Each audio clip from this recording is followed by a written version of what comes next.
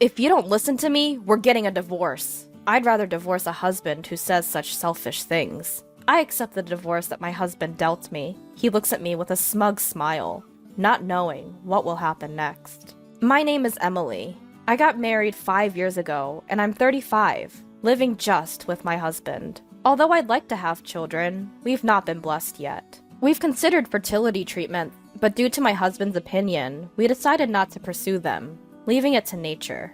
If we can't have them, it's still a life living, just the two of us. My husband said that, and it helped to ease my mind a bit. After we got married, both of my husband's parents passed away, one after another, which left us no time for treatments. Truth be told, my husband is quite dominant.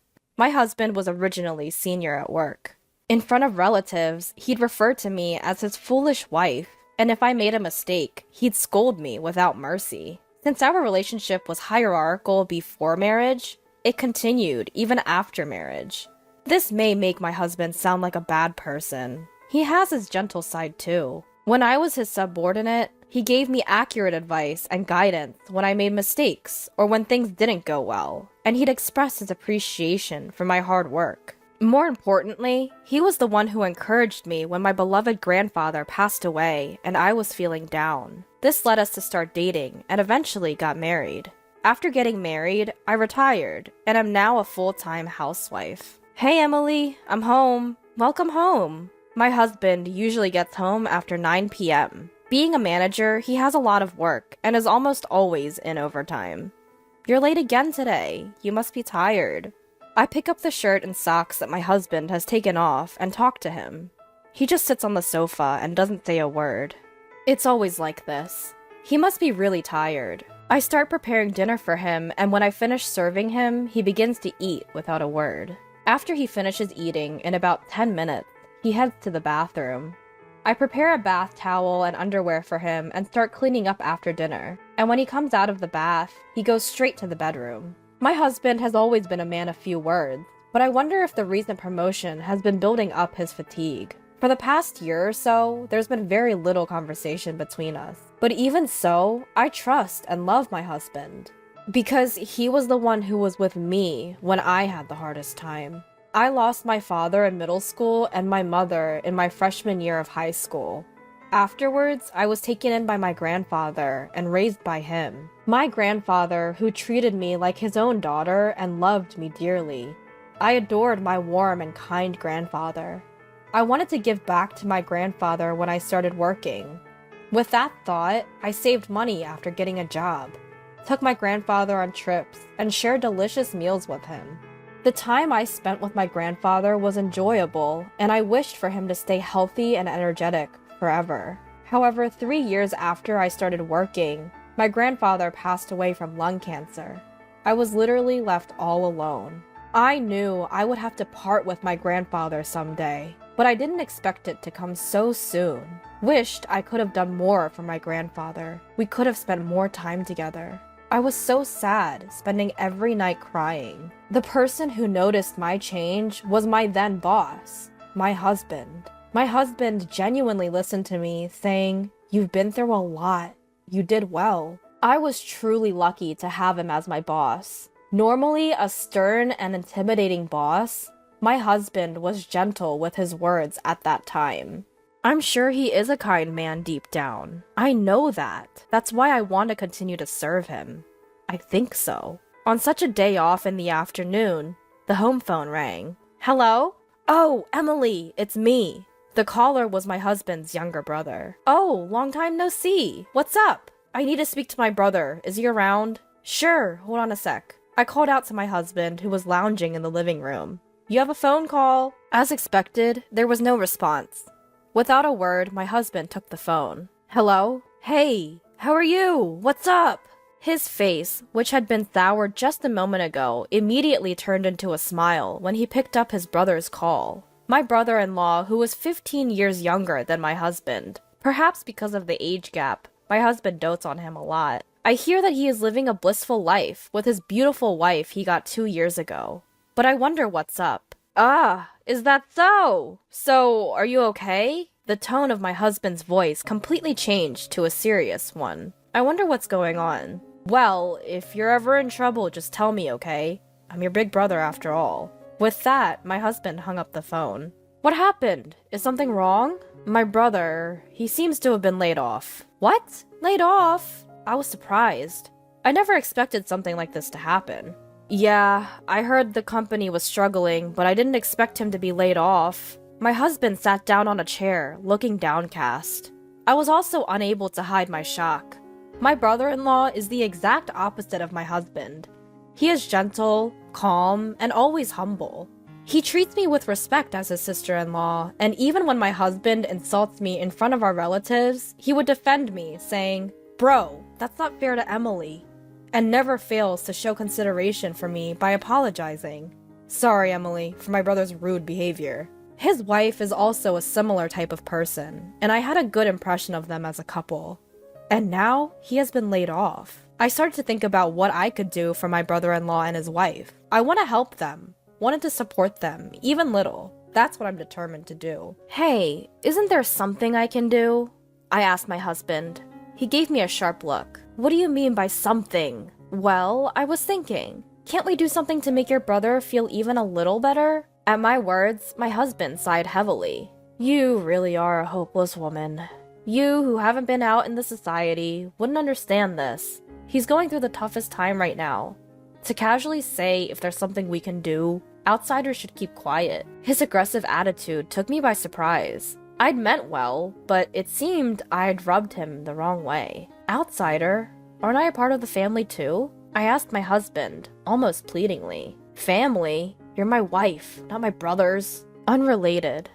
Outsider. His words struck me like a knife to the heart. I'd never seen my husband this aggressive before. His brother being laid off must have been a tremendous shock to him. But there are things you can and can't say. Just don't do anything unnecessary, he said before he walked out the door. After that, he became even more oppressive towards me. What's with this meal? Learn from my brother's wife. What did you do all day today? My brother's wife always keeps herself tidy and manages the household work perfectly, he barked. I'd never seen him be so unreasonable. I wondered what on earth had happened. Enough! What on earth happened to you? I finally snapped back at my husband. Shut up! Everything's a mess because of you, he blurted out, making no sense. I didn't know where to start with him. Before long, we weren't even making eye contact, and the gap between us was growing wider and wider. I began to question my relationship with my husband. One day, my husband started sorting out things in the morning. Like a thorough cleaning, he was sorting necessary and unnecessary items, steadily increasing the number of garbage bags. I wondered what he was up to, but our relationship had grown cold lately. I didn't have the energy to speak to him, so I didn't intervene in his. But unusually, he spoke to me. Hey, what are you doing? You should start packing too. Huh? Packing for what? We're moving out. I'm giving this house to my brother and his wife. What? What are you talking about? I found out that he intended to give the house where we were living to my unemployed and struggling brother-in-law and his wife. Wait a minute. Why are you doing this all of a sudden? Shut up! Don't defy me! My husband shouted at me loudly, but I didn't back down. You said you wanted to do something for your brother, didn't you? That's a completely different issue. What are we supposed to do if we hand over the house? Where are we going to live? We'll figure that out later. My brother's in trouble right now, and as his elder brother, I need to help him. My husband was moving the conversation along entirely on his own. To begin with, my brother-in-law was not the kind of person to kick us out and move into someone else's house brazenly. Despite this, why? As I gave my husband a suspicious look, he handed me something. If all you're going to do is talk back, you're of no use to me anymore. We're getting a divorce. Get out of here, right now. He threw at me the divorce papers already filled out. I couldn't believe he was proposing divorce. Stunned by my husband's unexpected move, I could only stand there. And yet, it felt strangely appropriate. I didn't feel like we could continue as a couple even if we stayed together. Maybe this is a good opportunity. I picked up the divorce papers that had fallen to the floor and signed them, without a word. My husband was watching me with a triumphant smile. His expression was so comical that I almost burst out laughing. When I had finished filling out the divorce papers, I turned to my husband. This house isn't yours, is it? Huh? This house is the one I lived in with my grandfather. And the land was his too. They both passed down to me, remember? At this, it was my husband's turn to be stunned. If it's in my name, how are you going to hand it over? Huh? How are you going to? I pressed my husband with questions. No. I mean, my husband suddenly became flustered. Did you forget? You moved into my house before we got married because you thought it was a waste to pay rent. I've been paying the property taxes on the house and land every year because they're in my name, and you haven't given me a penny. Well, it doesn't matter anymore. Once these papers are filed, our divorce will be finalized, and we'll be strangers. Wait a minute. Let's calm down. Calm down? That's my line. You're handing out divorce papers like it's nothing. How selfish can you be? It's unbelievable. I unloaded all my pent-up frustrations on my husband. I loved my husband, and I thought he loved me too. But maybe that was just my misunderstanding. I never expected the end of our marriage to come so quickly. Emily, wait. This is a misunderstanding. Let's have a talk. Talk about what? You were the one who brought up divorce first, weren't you? I've had enough of you. Saying this, I carefully put away the filled-out divorce papers. It's a holiday today, and I'll submit them first, tomorrow morning. My husband lay on the floor in a daze. No, this can't be, he muttered. I said coldly, without any sympathy, "This is my house. Please leave immediately. Once the papers are filed, we'll be strangers. I can't live under the same roof with a stranger." My husband grumbled until the moment he left, but I did not waver at all. After all, he's a stranger now. There's no need to show any mercy. Even when my husband cried and clung to me, I didn't feel anything. And then my husband left the house as if resigned to his fate. News of my divorce from my husband spread quickly at his company. He was immediately looked down upon at work, I heard. Rumors about the reasons for our divorce and my husband's behavior throughout our married life spread in great detail. It seemed my husband had entirely lost his place at his company. I really wonder who started and propagated these rumors. All I did was answer the questions his colleagues and subordinates asked me, and nothing more. Then, about 6 months after our divorce, I ran into a person I'd rather not see when I was returning from the real estate agency. It was my husband. Well, since we're divorced, he's my ex-husband now. It seemed like he had been lying in wait for me to come out of the agency. The whole situation was quite unsettling. Even when I tried to ignore him, he continued to follow me persistently.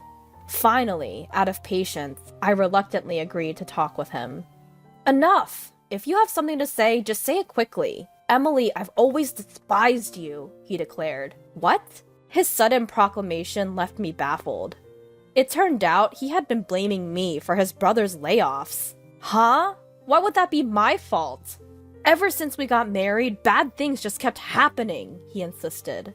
Indeed, after we got married, unfortunate events, like his parents passing away and him getting injured, occurred. But his father was already hospitalized before we got married, and his mother was always frail. His injury was a result of his own drunken clumsiness. He tripped over a curb and broke his wrist. Still, in his mind, it seemed like I was the person responsible for all the misfortune. So you think I was the cause of all the misfortune, and that's why you hated me? I always thought you were just a bit awkward, but you were simply despising me, huh? I was thoroughly exasperated with him. He just kept blaming everyone else without taking any responsibility. There was no basis for his accusations. I couldn't believe someone like him managed to be a supervisor at his company. I began to worry about his subordinates, fearing they might be unjustly criticized for no reason. When did this reliable superior turn into such a person? And I felt a bit pitiful for having been married to someone like him. But even after divorcing you, bad things have kept happening to me. What kind of bad things? At my question, he rolled up his sleeves. There were exposed, painful-looking burns from a fire. Actually, my apartment burned down 3 months ago. But that's not all. I lost my wallet, making mistakes at work. Plus, my brother's been acting cold to me and hasn't been in touch recently. So even after we split, his misfortunes continued. Well, that's to be expected. To be honest, hearing such stories doesn't make me feel sympathetic or sorry for him at all. After all, these are all consequences of his own actions, and I have nothing to do with them. Please, Emily, come back to me. I can't do it without you, okay? We've been a couple for so long. Didn't I take care of various things when you were still a working woman? And didn't I help you so much when your grandfather passed away? Didn't I? Looking at this man in front of me, trying to guilt trip me, I felt a chill run down my spine. All your misfortunes are from your actions that took. Maybe you should take a good look at yourself and do something about your bad habit of blaming others for everything. With that, I walked away from him. Emily, wait up! Emily! Emily! My ex-husband was trying to catch my attention, calling out my name. I pretended not to know him and disappeared into the crowd. In fact, about a week after our divorce, I received a call from my brother-in-law. Or rather, my former brother-in-law. Emily, well, you're not my sister-in-law anymore, aren't you? Sorry, but it's about my brother. According to what my former brother-in-law told me, the decision to give up the house to his brother was my ex-husband's own choice. He and his wife had no idea about it. My brother has always been prideful. It's always worried me. His attitude towards you, Emily, was terrible.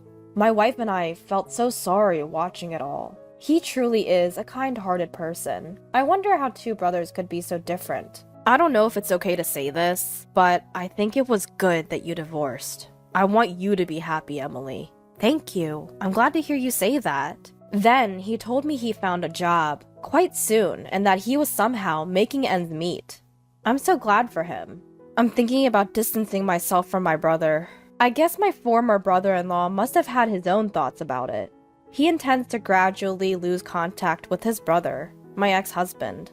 The reason why my ex-husband couldn't reach his real brother was because of this. My ex-husband, who divorced his wife and was estranged from his beloved younger brother, was truly alone. I hope he realizes the weight of the mistakes he's made. But before that, I need to disappear from his sight. On the day I met my ex-husband again, I had just signed a contract with a real estate agent to rent out the house I inherited from my grandfather. The house is too big for me, but I can't just let go of the house full of memories with my grandfather. I'd rather have someone who wants to live there reside in it. I'll change my cell phone number and where I live and completely cut off my relationship with my ex-husband. I'm only 35 years old. I still have a long life ahead of me.